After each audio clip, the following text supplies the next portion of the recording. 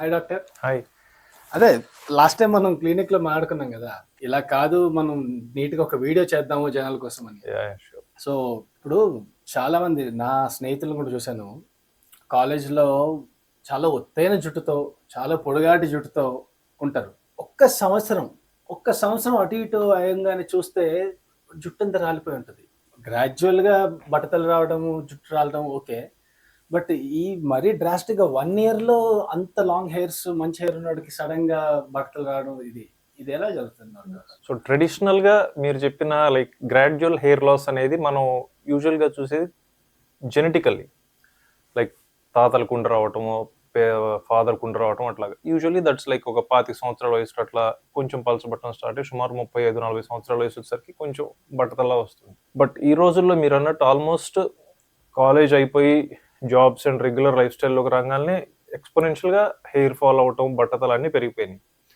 So దీనికి like multifactorial frankly చెప్పాలంటే ఇది లైక్ ఒకటి lifestyle changes, acute stress on work stress అవ్వచ్చు, అదర్ జాబ్ స్ట్రెస్సెస్, లేదా కాంపిటేటివ్నెస్ కానీ అమంగ్ అదర్ థింగ్స్.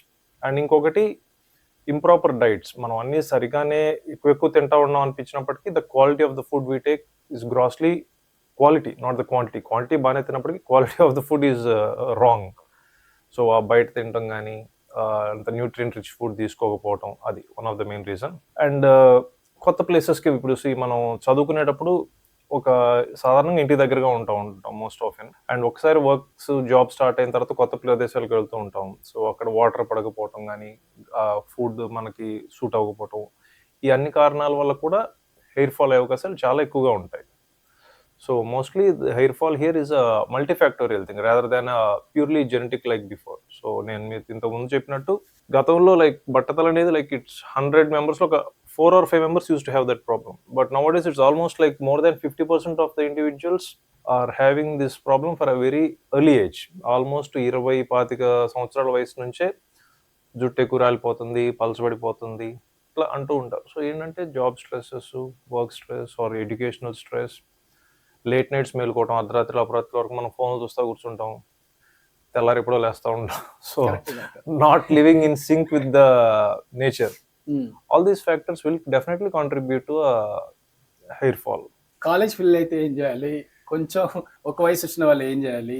థియరిటికల్ గా మాట్లాడితే we can say lot of things like వేళకు పడుకోండి, వేళకు లేవండి, నానబెట్టిన బాదం పప్పు తినండి, lot of things can be said. But like practical feasibility కూడా చూసుకోవాలి మనం. So I would suggest like hectic life styles ఉండి ఇన్ని చేయలేనప్పుడు keep taking some sort of nutritional supplements in early stages లో న్యూట్రియంట్ సప్లిమెంట్స్ చాలా బాగా పనిచేస్తాయి. ఓకే, లైక్ ఎర్లీగా మీరు like say you're in your early 20s or mid 20s or even early 30s వరకు కూడా న్యూట్రిషనల్ సప్లిమెంట్స్, జస్ట్ మంచి good quality multivitamins, cyclical nutrition అని వస్తూ ఉంది లేటెస్ట్ గా. సైక్లికల్ న్యూట్రిషన్ అంటే ఏంటంటే ట్రెడిషనల్ న్యూట్రిషనల్ సప్లిమెంటేషన్ ఏంటి, రోజు ఒక మల్టీవిటమిన్ టాబ్లెట్ తీసుకో. దాంట్లో మనకి కొన్నిసార్లు ఒకే విటమిన్ బాగా ఎక్కువైనా కూడా హెయిర్ ఫాల్ అయ్యే ఛాన్స్ ఉంటుంది. సో సైక్లికల్ న్యూట్రిషన్ ఏంటి అంటే మనకి ఒక రోజు వేసుకున్న టాబ్లెట్ ఇంకా మళ్ళీ ఆ వారంలో మేబీ మ్యాక్సిమం ఇంకొక రోజు వేసుకుంటాం అంతే. సో అట్లా ఒక స్టేజ్డ్గా టాబ్లెట్స్ వేసుకుంటూ ఉంటాం అన్నమాట. ఆ sort of cyclical nutritional multivitamins ఇప్పుడు మనకు మార్కెట్లో దొరుకుతున్నాయి. సో అట్లాంటివి వాడటం. And trying to be as much in sync with nature as possible. కొంచెం అర్లీగా నిద్రపోవటం, స్క్రీన్ టైమ్స్ కొంచెం తగ్గించుకోవటం, and practising some mindfulness techniques like breathing practices కానీ, depending upon how comfortable you are with these things. కొంచెం ధ్యానం చేసుకోవటం కానీ, కాస్త మైండ్ఫుల్గా బ్రీతింగ్ ఎక్సర్సైజ్ కానీ, they also help a lot in hair fall. So my suggestion for like school going kids specifically, ఇట్లా who can't put in time for this అనుకుంటే taking a small tablet of some small multivitamin tablet is a very good option, and that's my personal take on this. Basically palana deficiency unte hair loss avutundani cheppacha? Yeah, lot of not a single factor. మన usual గా ఏంటంటే బయట మనకి biotin వాడుతూ ఉంటాం కుప్పలుగా, thinking that it's the sole thing responsible అంట. Among other things biotin is one of the factors that cause hair fall, but it's solely దానివల్ల కాదు. Lot of any hair is a protein this thing. So even protein deficiency ఉన్న hair fall అవ్వచ్చు. కొంతమందికి we will be suggesting like nutritional imbalance ఉంటే మనం gym చేసేటప్పుడు వాడే whey protein powders ఇట్లాంటివి ఉంటాయి కదా, even they can be helpful in hair fall also. Overall గా గుడ్ క్వాలిటీ ప్రోటీన్ అందజేయడం ద్వారా కూడా హెయిర్ గ్రోత్ వస్తూ ఉంటుంది. ఓకే.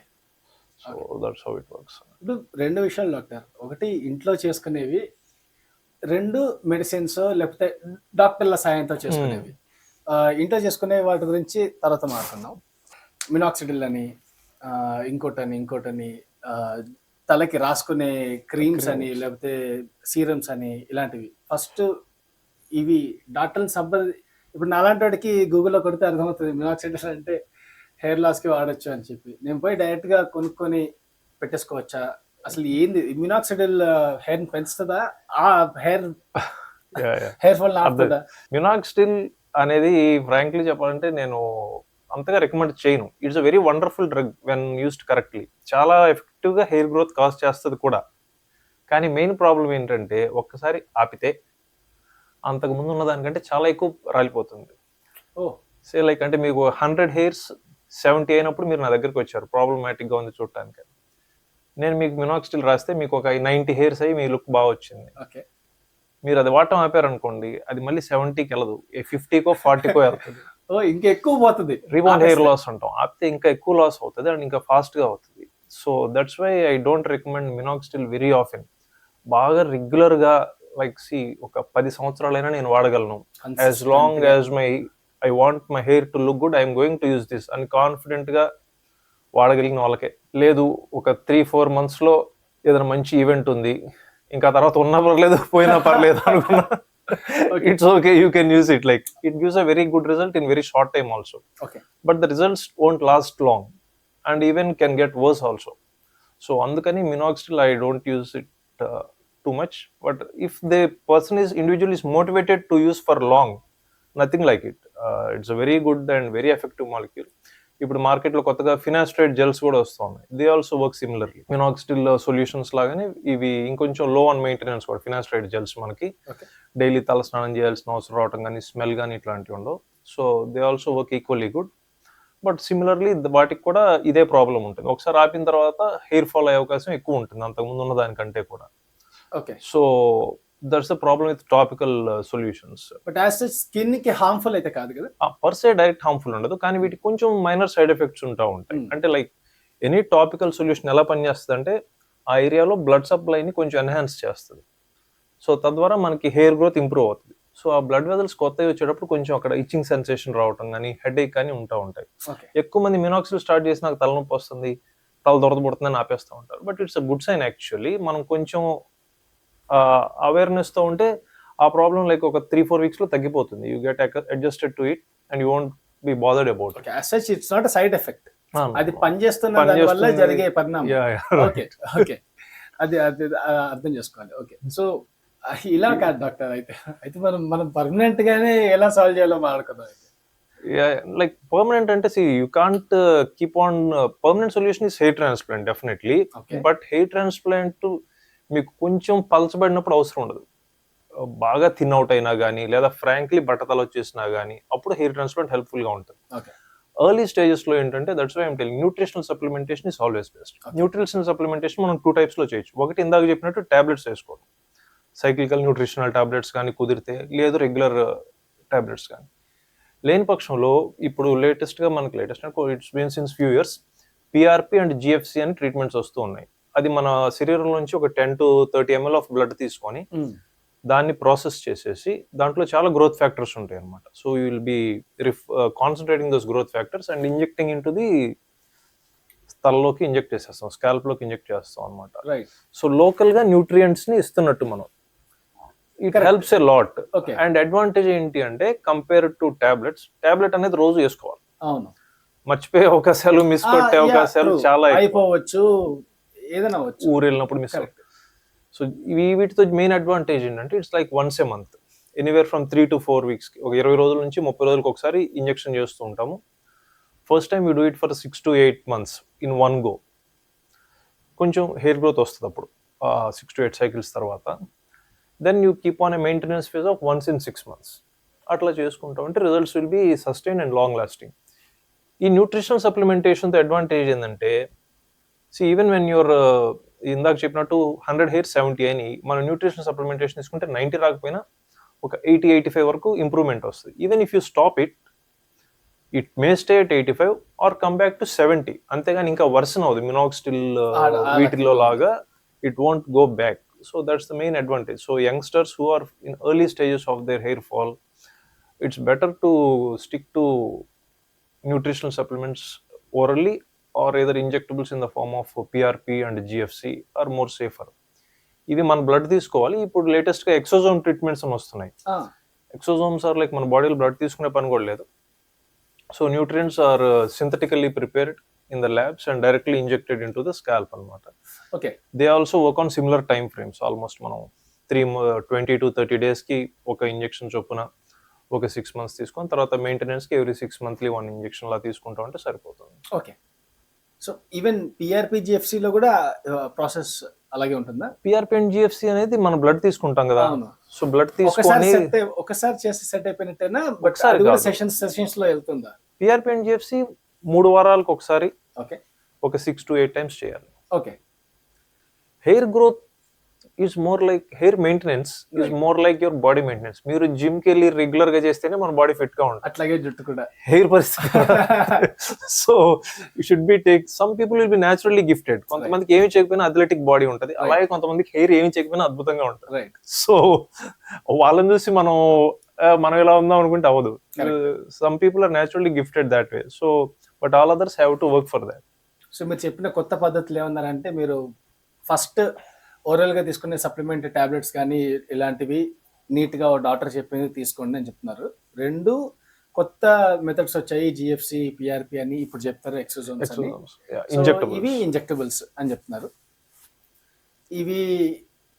ఇవి కూడా తప్పకుండా మెయింటైన్ చేయాలి. దాని ఫ్రీక్వెన్సీ 6 నెలలకు ఒకసారో లేకపోతే 3 నెలలకు ఒకసారో, మేబీ కొన్ని విషయాల్లో మేబీ సంవత్సరానికి ఒకసారో అది మేనేజ్ చేసుకుంటూ వెళ్తూ ఉంటే ఉంటుంది. ఎప్పుడు నీకు మంచి జుట్టు కావాలంటే జీవితాంతం మేనేజ్ చేసుకోవాలి అని చెప్తున్నారు మీరు. Okay, as long as you want your hair to look good. Okay. ఇప్పుడు ఇది ఓకే. మరి ఇప్పుడు హెయిర్ ట్రాన్స్ప్లాంట్ అంటే?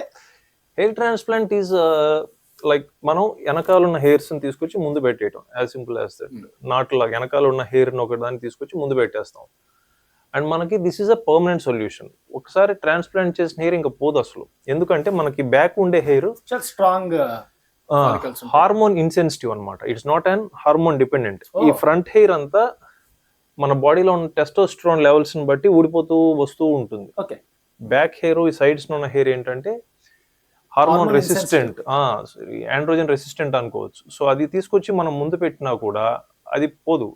కానీ మనకి హెయిర్ ట్రాన్స్ప్లాంట్ తర్వాత కూడా if you are not maintaining it well with this nutritional supplements or other things, మన ఆన్ గోయింగ్ హెయిర్ లాస్ ఉంటుంది కదా, రెగ్యులర్ హెయిర్ లాస్ అయిపోతూ ఉంటాయి. ఓకే. ఓకే. సో ఒక 2-3 years గుడ్ అపియరెన్స్ ఉంటుంది immediately after hair transplant if you are not doing anything also.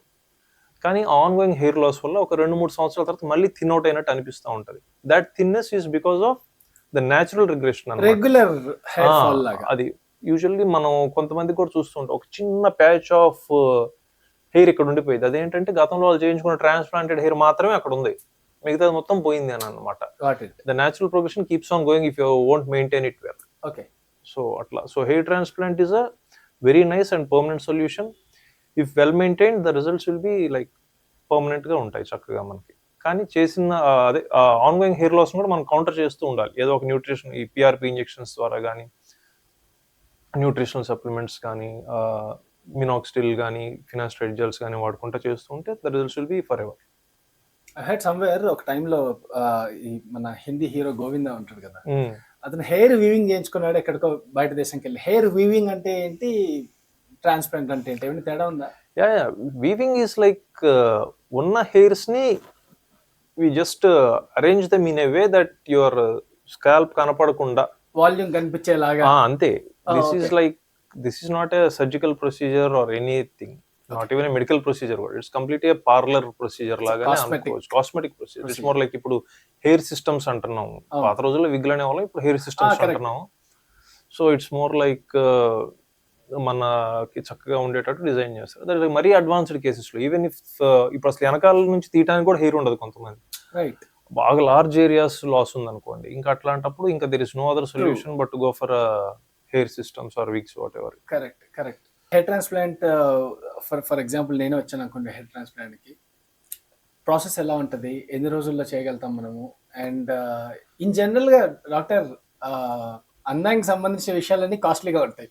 So hair transplantation జనరల్గా చాలా costly అఫేరా, లేకపోతే ఈ రోజు జనాలందరూ డిస్పోజబుల్ ఇన్కమ్ పర్లేదు మోస్తరుగా ఉంది, ప్రతిరోజు 200-300 పెట్టి బయట తింటున్నారు జనాలు, ఈ విధంగా ఉన్న ఈ రోజుల్లో ఈ hair transplantation costly affair or okay economical? Transplant it's always like benefits compare చేసుకుంటే I would say the cost is pretty normal అని చెప్పొచ్చు. అంత ఎక్స్పెన్సివ్ కూడా కాదు యాక్చువల్గా, unless you are going to a very large corporate hospital. Usually the hair transplant is done in a more regular centers లోనే clinics లోనే జరుగుతూ ఉంటుంది.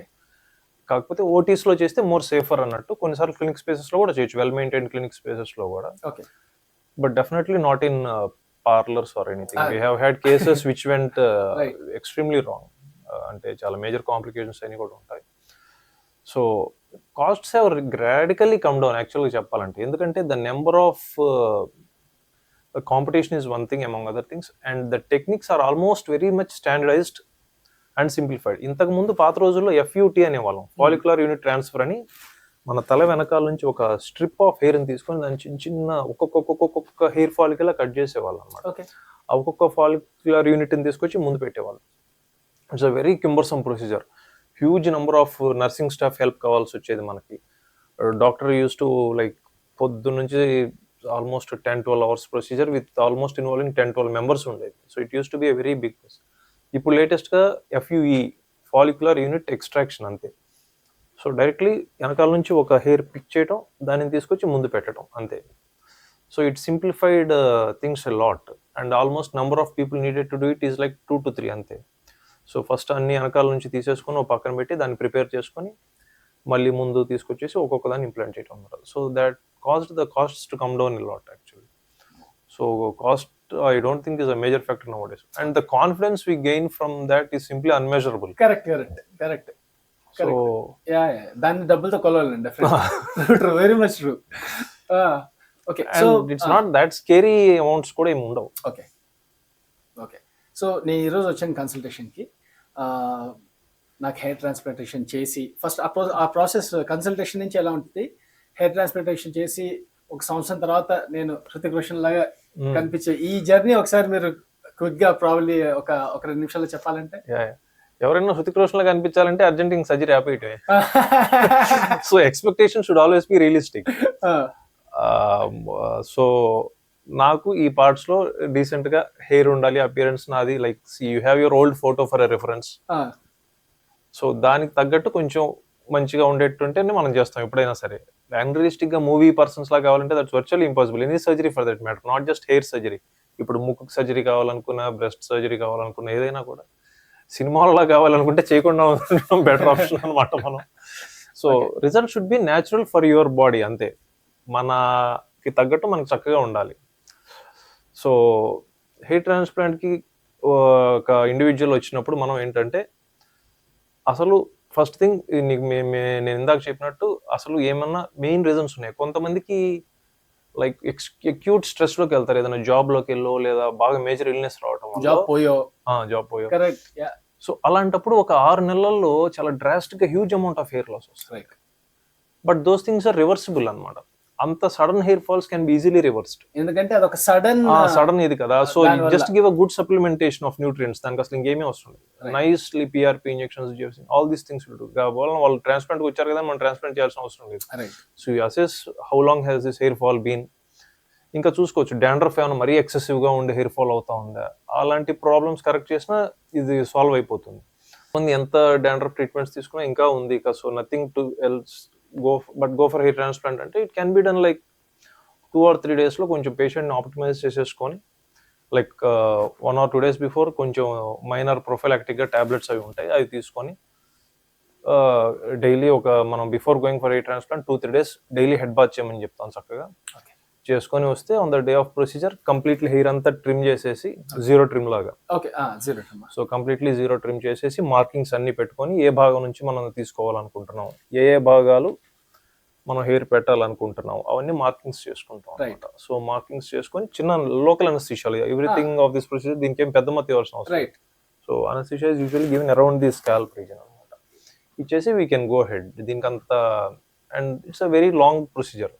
It will take anywhere from 6 to 8 hours ఇదంతా చేయడానికి. ఓకే. అండ్ కొన్నిసార్లు like ఆ individual కి నాకు ఈ సెంటర్ లో ఉంది, ముందు ఉంది, చాలా ఏరియా చేయాలనుకోండి. And if he has a good donor area also 2 sittings ఇవాళ రేపు పొద్దున కూడా చేసుకోవచ్చు మనం. అంటే ఒకే రోజు 10-12 గంటలు మనం కూడా చేయలేం, హ్యూమన్లీ ఇంపాసిబుల్. సో మీరు 6 to 8 hours అంటే 6 to 8 hours itself is extremely taxing. So next day morning కూడా we have that 2 sittings లో చేయటం అనే కాన్సెప్ట్ కూడా we are following it అన్నమాట.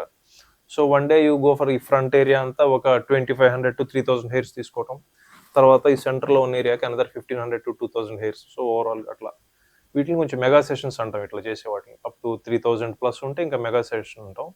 It can be done in 2 sittings, things like that. అట్లా ఇప్పుడు మీరు చేసేసారు, ఈరోజు అయిపోయింది హెయిర్ ట్రాన్స్ప్లాంటేషన్. మీరు అందరూ మొత్తం జీరో ట్రిమ్ చేసే ఆ ప్రాసెస్ అంతా జరుగుతుంది. రేపటి నుంచి నన్ను ఎవరైనా నేను ఒక టోపియో ఇంకోటో పెట్టుకోకపోతే ఈ అబ్బాయి హెయిర్ ట్రాన్స్ప్లాంట్ చేసుకున్నాడు అని అర్థమవుతుందా వేరే వాళ్ళకి? అర్థం అవుతుంది, అట్లీస్ట్ ఒక 10 days వరకు అర్థం అవుతుంది. ఓకే. ఎందుకంటే మనం హెయిర్ ఇంప్లాంట్ చేసేటప్పుడు చిన్న హోల్ లాంటిది పెట్టి దాంట్లో ఇది గుచ్చుతూ ఉంటాం. సో అక్కడ కొంచెం చుట్టూ క్రస్టింగ్ అంటాం, అంటే బ్లడ్ కొంచెం కొంచెం బయటికి రావటం కానీ ఆ క్రస్టింగ్ అది ఉంటుంది. So usually advise the person to wear a cap for at least 1 week to 10 days ఉంటే క్రస్టింగ్ ఇదంతా లూజ్ కాటన్ క్యాప్స్ ఉంటాయి, సాఫ్ట్ కాటన్ క్యాప్స్ లేదా ఓటీ సర్జన్ క్యాప్స్ కానీ అట్లాంటి స్పెషలైజ్డ్ మెడికల్ అవసరం లేదు. Regular soft cotton caps also will be okay. అవి పెట్టుకొని ఉంటే చాలా వరకు once like on 3rd or 4th day will tell to ఒక లైట్ షవర్ లాగా చేసుకోవచ్చు. ఇంకా మనం almost 4th or 5th day నుంచి జెంటిల్ షవర్ చేసుకోవచ్చు. మరి ఫుల్ ఫ్లోలో కాకుండా జెంటిల్ షవర్ చేసుకుంటా ఉంటే క్రస్ట్స్ అని చిన్నగా రాలి పడిపోతాయి. సో ఆల్మోస్ట్ ఒక 1 week 10 days లో it will be completely be imperceptible, తెలియదు అసలు మనం చేసుకున్నట్టు. బట్ ఒక 1 week 10 days కొంచెం ఆ చిన్న చిన్న చుక్కలుగా కనపడే అవకాశం అది ఉంటుంది. ఆ టైం వరకు we can be wearing some, ఇప్పుడు మీరు పెట్టుకున్నట్టు ఇట్స్ కాటన్ క్యాపే కదా, సాఫ్ట్ కాటన్ క్యాప్, అట్లాంటివి పెట్టుకోవచ్చు కొంచెం లూజ్ గా ఉంటాయి, మరి టైట్ గా హెయిర్స్ కతుక్కోకుండా. కొన్ని హెయిర్స్ ఫాల్ ఆఫ్ అయిపోతూ ఉంటాయి, ఇట్స్ అ న్యాచురల్ థింగ్ అనమాట. అదేంటంటే రూట్ టేకప్ అవుతుంది, బయట ఉన్న స్మాల్ హెయిర్ పార్టికల్ అనేది కొంచెం డ్రై అప్ అయిపోయి రాయలు పడిపోతూ ఉంటాయి.